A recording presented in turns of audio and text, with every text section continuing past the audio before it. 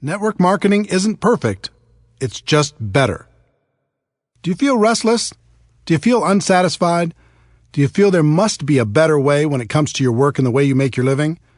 The good news, there is a better way. But it's different than what you were taught in school.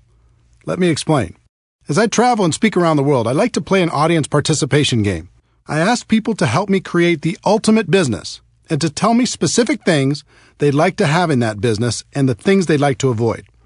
It always makes for a very interesting list. If we were face-to-face, I'd do the same thing with you now, but since we're not, let me summarize what people from over 30 countries have told me while creating what I like to call the perfect career list.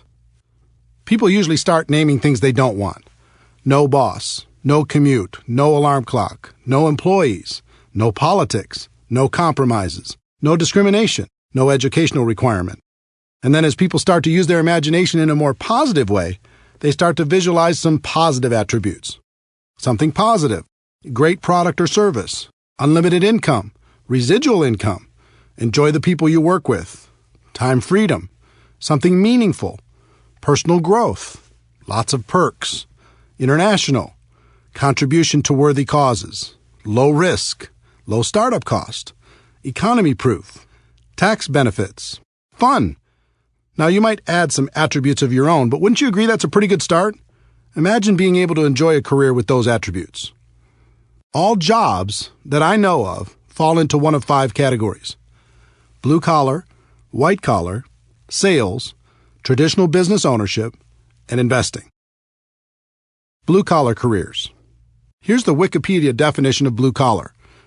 A blue collar worker is a member of the working class who performs manual labor. My definition is somebody who labors to fix something, make something, clean something, build something, or service something or someone. In my life, I've worked many blue-collar jobs, and for anyone who's ever engaged in this line of work, there's a certain satisfaction in a job well done. But here's the big question. Can blue-collar work deliver on the perfect career list? The obvious answer is no. Sure, it can deliver on some of the attributes. It might have a great product and a low startup cost or any number of other individual items on the list. But if you really look at it, blue-collar just can't get you where you want to be. Not the perfect career. White-collar careers. Here's the Wikipedia definition of white-collar. The term white-collar worker refers to a person who performs professional, managerial, or administrative work, in contrast with a blue-collar worker whose job requires manual labor. Typically, white-collar work is performed in an office or cubicle. My definition is a person who's employed by someone else to do work other than manual labor or sales. Many people choose a white-collar career as it's one of the most socially acceptable of the options available. It has long been viewed as the safe and secure option. Recently, that's changed. The implied contract that if you're loyal to the company will be loyal to you is long gone. I've also been a white-collar worker in my career. In my experience, there are 2 types of people who do this type of work: achievers and hiders. Achievers are the people who want to perform at a high level. They are ambitious, motivated, and energetic. They are full of ideas and want to move up the corporate ladder, which are great attributes to have. But there is a downside for the achiever. The moment a person decides to be an achiever, they become a target. Their boss sees them as threatening to their job, so they start to hold them down or take shots at their reputation. Their peers see them as a person who will either embarrass them or keep them from getting a promotion, so they start to do what they can to undermine their accomplishments. So to remain an achiever and survive in this hostile environment, a person must become good at one thing that has nothing to do with their productivity, and that's politics. They must learn how to navigate the political world by diminishing their enemies and strengthening their relationship with powerful people. In fact, some of the most successful people in the corporate world aren't achievers at all. They are just pure politicians. So if you decide to work in the corporate environment and to be an achiever, you must accept the fact that you must become a good politician also. Now let's talk about the hiders. These are the people who hate politics but still need a job. They learn not to be the ambitious achiever. They don't stand out. They don't speak up in meetings. They don't bring new ideas. They hide. They keep their heads down and do as they're told. They do just enough so they aren't talked about negatively. They survive. And this has worked for decades. But in the new economy, it's becoming much more difficult to hide, and people are running out of time. So back to our perfect career list. Can a white-collar job deliver on the list? Again, The clear answer is no, certainly in not very many areas. Sales. Some people choose to get away from being an employee and get involved in a sales career. This is certainly more adventurous because typically salespeople are paid on their production instead of by the hour.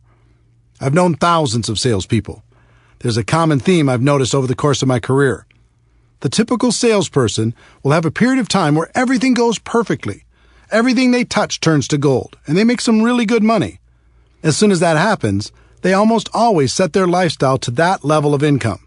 They buy a new house, get new cars, put their kids in better schools, purchase a vacation home, the works. Everything's great for a while. And then something changes. The company changes the compensation plan.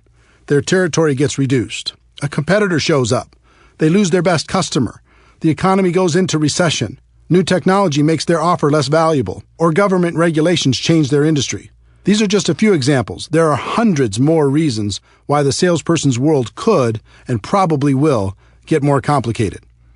When that happens, with the big lifestyle they've developed, now 40 hours a week isn't enough to pay the bills.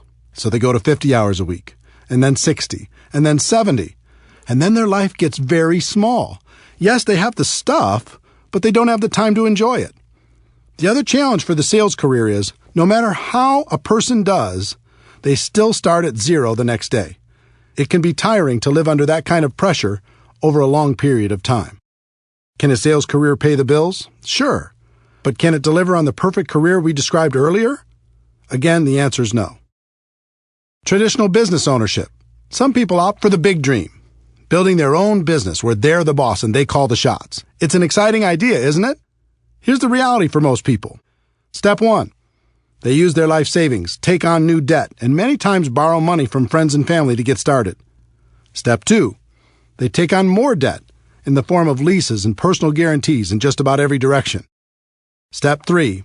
Now, instead of focusing on what they're good at, let's say they were great at sales and decided to start their own business, they have to be all things to all people.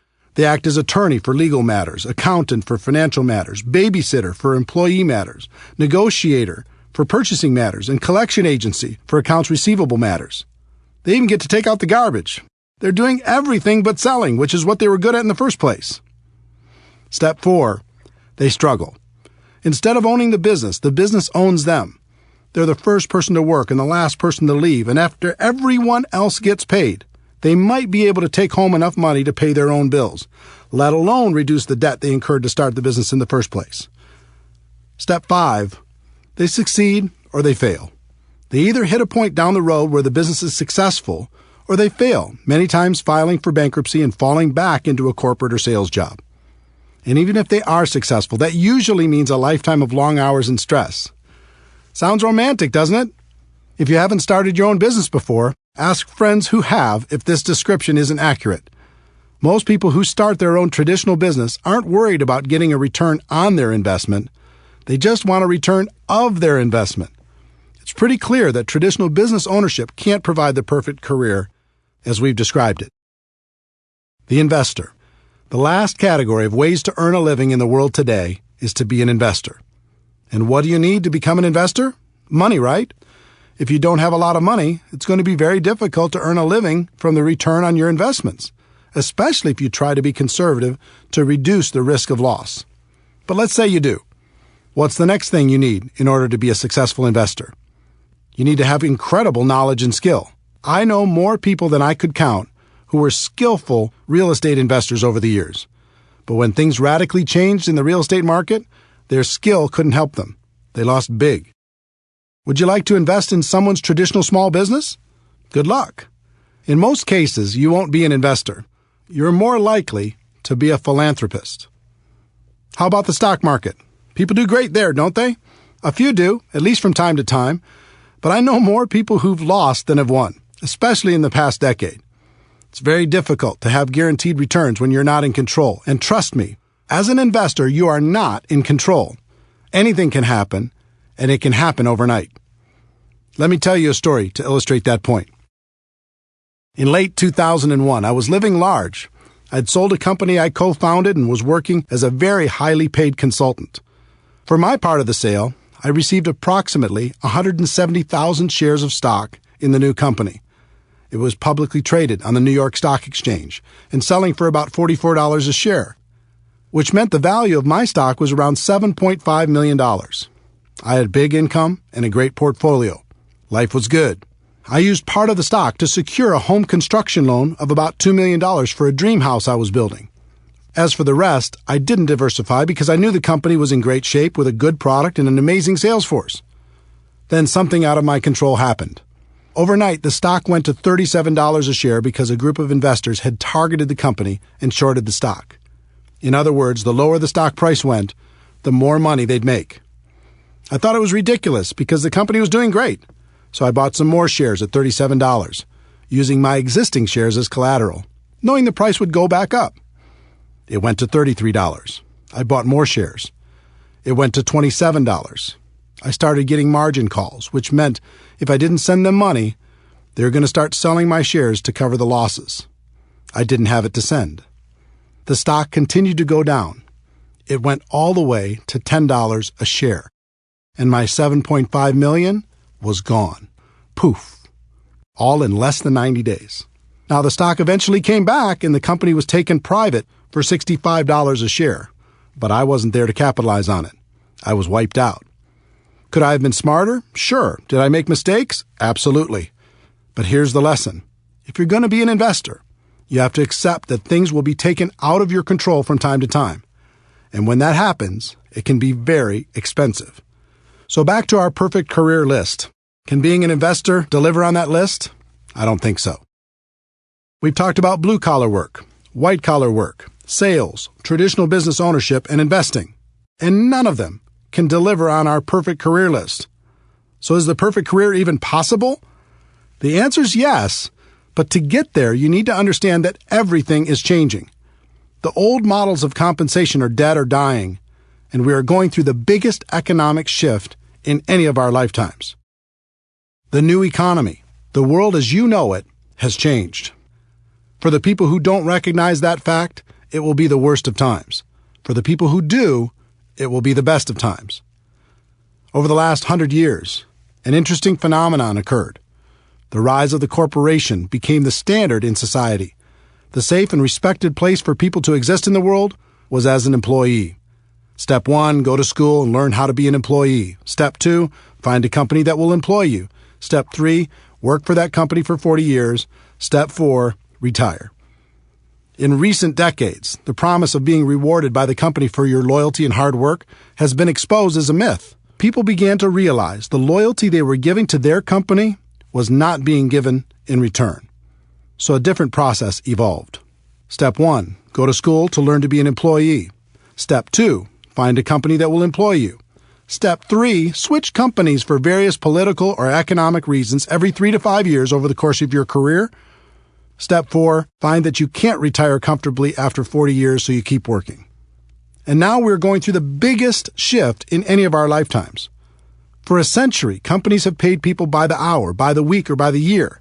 That's changing on a global level. The world is moving towards a performance economy, and it's already happening. Here's what that means. In the future, you're only going to be paid for performance. You won't be paid for your time anymore. Servers in the food industry already live in this model. They get a very low hourly wage required by law, and they make their living through tips based upon their performance. If you can imagine the same model being applied to virtually every job in the world, you'll see what's coming. The person cleaning the rooms in a hotel won't be paid by the hour anymore. They'll be paid by the room. For office workers, here's an example. A person has a $60,000 annual salary. Step 1, the company will lower that salary to something like $50,000 because with today's marketplace, there's other people who will take the job for a lower amount. Step 2, they'll reduce their base salary to something like $20,000 a year. Step 3, they'll tell that person that they can get an additional $30,000 over the year if they hit certain performance benchmarks on a monthly basis. In other words, if they hit their numbers, they can make an additional $2,500 a month. Now the pressure's on, and the company's loving it. If you don't hit your numbers, they can save even more money. If you do hit your numbers, guess what's in your future? They're going to raise your requirements. Unless you are extremely specialized, this will happen to you if it hasn't already. Count on it. and it will happen in every single profession worldwide. The evolution has begun. Why is this happening? 1, it's a better model for the company. They'll get better results with less expense. 2, the new economy needs fewer people, so the company has more people competing for fewer and fewer jobs. Let me explain why the new economy needs fewer people. The exponential rise of technology has changed everything. Over 100 years ago, 90% of the population worked in agriculture. Today, because of dramatic efficiencies, it's less than 1%, and the farming jobs are gone. Remember customer service call centers where you talk to people? Today you talk to a machine, and those jobs are gone. Remember when companies had a massive amount of salespeople? Now people order online, and those sales jobs are gone. Remember Blockbuster Video and all of its employees? Now people watch movies on their handheld or tablet devices, and those jobs are gone. I love books, but go to your local bookstore while you can. They'll be history soon, and so will the jobs provided by those stores. I could go on through virtually every work category in the world. Technology and efficiency are eliminating jobs every single day, and there's nothing we can do to stop it. In fact, it's only going to accelerate. If you're sitting there waiting for the economy to bounce back and for jobs to return, don't. They aren't coming back. Just like the children of farmers saw the handwriting on the wall and left farming for new vocations, the same thing is happening for people working in old economy jobs. To survive, they'll need to open their eyes to this reality and find something new. Network marketing is better. The best way I know to not only survive but to thrive in the new economy is network marketing. There are important products and services in the world today that need to be promoted to the people who need them. Consumers still need to be educated. Companies have choices. They can dive into the ever-fragmented world of advertising to get the word out. They can hire a large and expensive sales force to sell their products or services, or they can utilize network marketing to tell their story to the world. More and more, companies will choose to use network marketing because it fits the new economy. They can provide all the corporate support and paid distributors on a purely performance basis to promote their products. It's extremely efficient because in the new economy, word-of-mouth advertising continues to work better than any other form of promotion.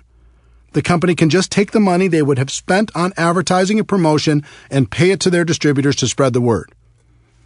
What that means for you as an entrepreneur is that you can receive all the benefits of traditional business ownership without the typical risks.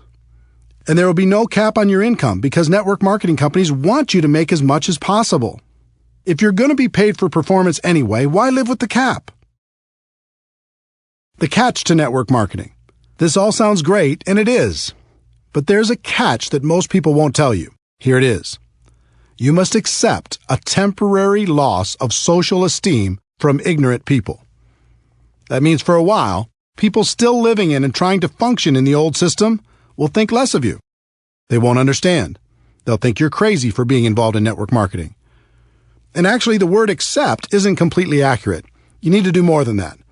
You need to embrace the temporary loss of social esteem from ignorant people. You are seeing the future before it becomes apparent to everyone else. You are the smart one. You are the person taking action to live a better life. There's a reason why people will think less of you, and it's not just because they're stuck in the old system. Let me see if I can help you better understand this, because if you decide to make network marketing your profession, it's important to know.